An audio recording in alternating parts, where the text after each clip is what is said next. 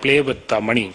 Okay, now it links back to their ability to do we have the right controls in place, the security controls in place when we are handling large volumes of data which is particularly financial in nature. So we have, for example, many cases we have seen where people who had unauthorized or even authorized access to data have misused that access in order to perpetrate fraud, scams, and so on. And the contours of any solution that comes up is going to have to take into account the fact that it has to be a very, very secure solution.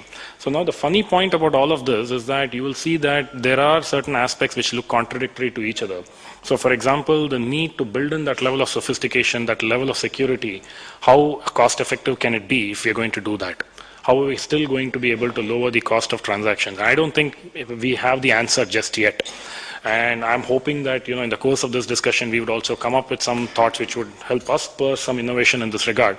But clearly, something new has to emerge. The developing world models just will not apply to us, especially when we're looking at the cost per transaction.